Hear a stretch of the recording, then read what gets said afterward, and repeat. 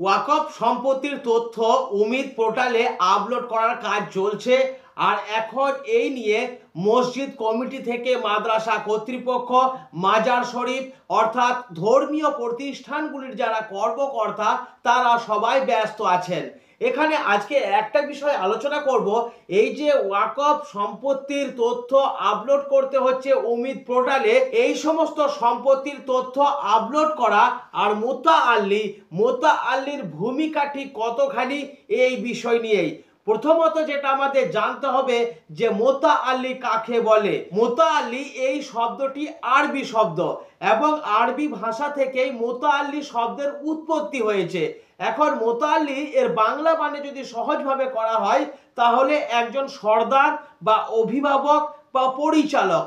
এখন আমাদের যে মসজিদ থাকে, মাদ্রাসা বা ঈদগাহ, কবরস্থান এবং মাজার শরীফ বা অন্যান্য ধর্মীয় প্রতিষ্ঠান, এই প্রতিষ্ঠানগুলি পরিচালনা করার জন্য একটা করে কমিটি থাকে এবং এখন অধিকাংশ ক্ষেত্রেই সেক্রেটারি বা সভাপতি এই ধরনের পদ থাকে বা এই পদগুলি রেজুলেশন খাতায় লেখা হয়। কিন্তু মোতা আলী যে শব্দটি বা অনেকাংশে আমরা বিভিন্ন পুরাতন পর্চা বা দলিলে দেখতে পাই খাদিম, এখন এই বিষয়টা নিয়ে কিন্তু একটা ধোঁয়াশা তৈরি আছে আমাদের মধ্যে। প্রথমেই যেটা বলে দেওয়া দরকার যে যে কোনো একটা সম্পত্তির মুতাওয়াল্লি থাকতেই পারে, অর্থাৎ পুরাতন যদি আপনি কোনো নথিপত্র বের করেন আজ থেকে 25, 30 বা 40 বছর আগে কোনো একটি সম্পত্তির পর্চা বা দলিল যদি বের করেন, সেখানে লেখা থাকতেই পারে মুতাআল্লি, খাদিম, এই সব শব্দ।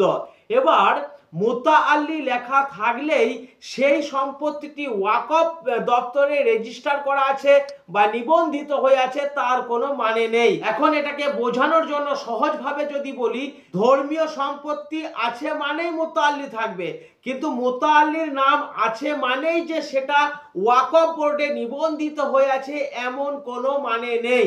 আগেকার দিনে অনেক হয়েছে যে বিভিন্ন মানুষ তাদের পারিবারিক জমি সম্পত্তি, মসজিদ, মাদ্রাসা, ঈদগাহ, কবরস্থান এইসব করার জন্য গ্রামগতভাবে এবং চিরস্থায়ীভাবে উপরওয়ালা আল্লাহ তাআলাকে খুশি করার জন্য দান করে গেছেন।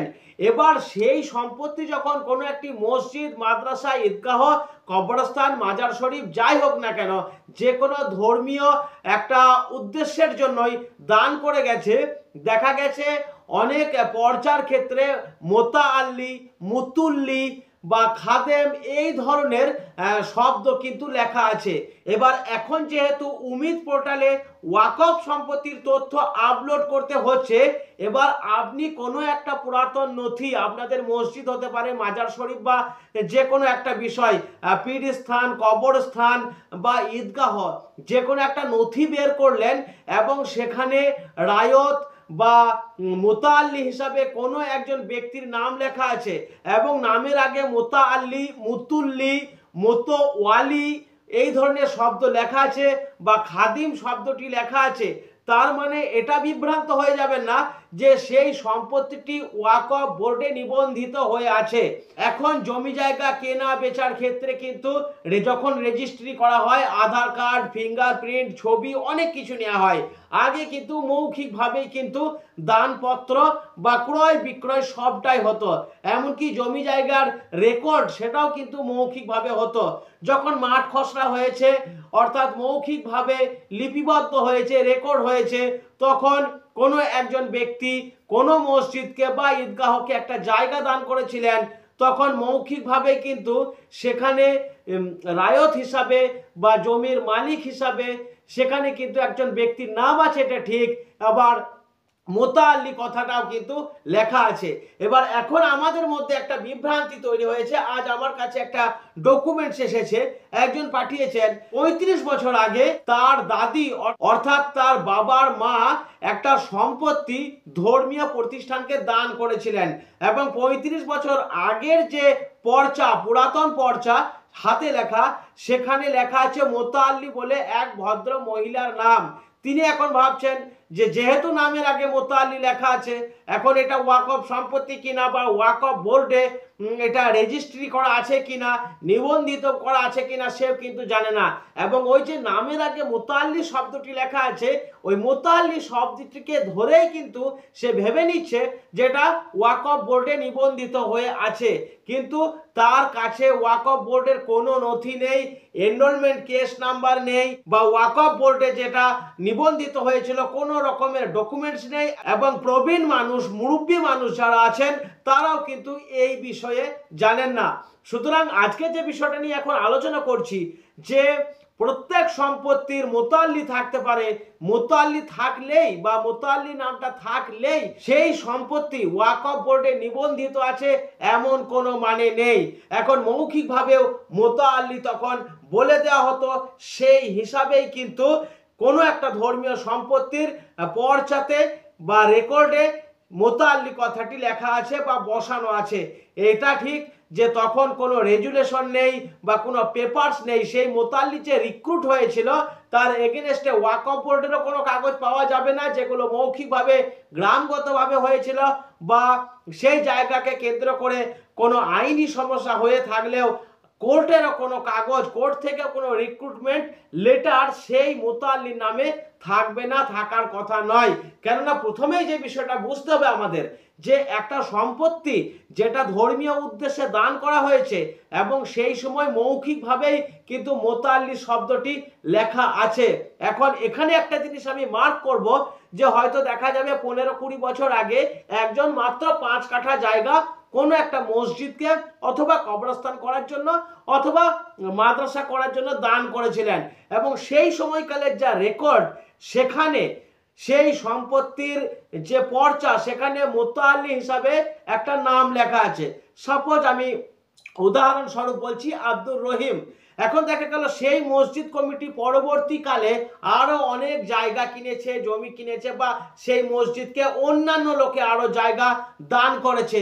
এখন সেই সমস্ত নতুন করে যে জায়গা কেনা হয়েছে বা দানের মাধ্যমে এসেছে, সেই সম্পত্তিগুলি কি সেই পুরাতন যার নামে একটা পর্চা আছে, মোতাল্লি বলে লেখা আছে, সব কি ওখানে ঢুকে যাবে? তা কিন্তু হয় না, হতে পারে না। কেননা 25 বছর, 30 বছর, 50 বছর আগে যে ব্যক্তি একটা জায়গা দান করেছিলেন এবং তখন মৌখিকভাবে মোতাল্লি হিসাবে তার নামটি লেখা আছে, পরবর্তীকালে অর্থাৎ রিসেন্ট 5-10 বছর বা 15 বছর আগে অন্যান্য ব্যক্তিরা যদি সেই মসজিদকেই আবার জায়গা বা কোনো জমি দান করে, বা মসজিদ কমিটি প্রয়োজনে যদি নতুন করে কোনো জায়গা কিনে থাকে, তাহলে দলিল অন্য নামে হবে। সুতরাং আলাদা যে সম্পত্তি বা আলাদা যে ল্যান্ড, তার রেকর্ড কিন্তু আলাদা নামে হবে, সেক্রেটারি বা সভাপতি যে কোনো ভাবেই, অর্থাৎ দলিলে যেভাবে উল্লেখ করা থাকবে। একটা কথা যেটা আমি একটু আগেই বললাম, যে একটা সময় মোতাল্লি এই টার্মটা, এই শব্দটা মৌখিকভাবে অনেকাংশে ব্যবহার হয়েছে, এবং তখন কাগজে কলমে অত মসজিদ কমিটিও ছিল না, মৌখিকভাবেই কাজকর্মগুলি হতো। এখন যেমন অনেকটাই মিটিং রেজুলেশন থাকে, কমিটি সিলেকশন হয়, সেক্রেটারি, সভাপতি, সহ সভাপতি, সহ সম্পাদক, ক্যাশিয়ার, বিভিন্ন পদ থাকে। আগে কিন্তু 30, 35, 40 বছর কিন্তু এত সাজানো গোছানো মসজিদ কমিটি ছিল না। সুতরাং এই ওয়াকফ সম্পত্তি রেজিস্ট্রেশন করার ক্ষেত্রে মোতাল্লি এই নামটা নিয়ে আমাদের বিভ্রান্ত হবার কোনো কারণ নেই। কেননা কোন সম্পত্তির রেকর্ডে মোতাল্লি নাম আছে মানে যে সেটা ওয়াকফ বোর্ডে নিবন্ধিত হয়ে আছে, তার কোনো কারণ নেই, বা সেটা সব ক্ষেত্রে প্রযোজ্য হবে না।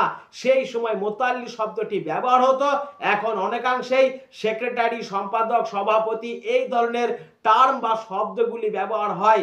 এবং আরেকটা কথা আরেকবার রিপিট করছি, 25-30 বছর আগে কোনো একজন ব্যক্তি কোনো একটা ধর্মীয় প্রতিষ্ঠানকে যখন সম্পত্তি দান করেছে, সেই সময়কালে যখন রেকর্ড হয়েছে, মৌখিকভাবে হয়েছে, এবং সেখানে মোতাল্লি শব্দটি আছে, পরবর্তীকালে মসজিদ কমিটি আরো অন্য জায়গা কিনেছে বা মসজিদকে কেউ জায়গা দান করেছে, তার দলিল যখন আলাদা হয়েছে, তখন সেখানেও কিন্তু রেকর্ডে অন্য নাম থাকবে, অবশ্যই মসজিদ কমিটির পক্ষে বা কোন একটি মাদ্রাসা কমিটির পক্ষে।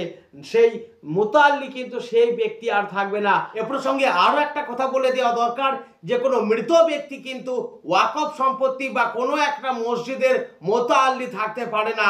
এখন যে সমস্ত মসজিদে দেখা যাবে কোনো একটি পুরাতন পর্চাতে মোতাআল্লির নাম রয়ে গেছে, সেই লোকটা মারা গেছে কিন্তু তার নামটা রয়ে গেছে, অথবা আগেই মারা গেছে, নতুন করে কেউ কোনো একটা পর্চা রেকর্ড করতে গিয়ে সেই মৃত ব্যক্তির নামই মোতাআল্লি হিসাবে লিখে দিচ্ছেন, সেটা কিন্তু হয় না। মৃত ব্যক্তি কোনো দিনই কোনো মসজিদ, মাদ্রাসা, ঈদগাহ বা যে কোনো একটা প্রতিষ্ঠানের মোতাআল্লি হতে পারে না।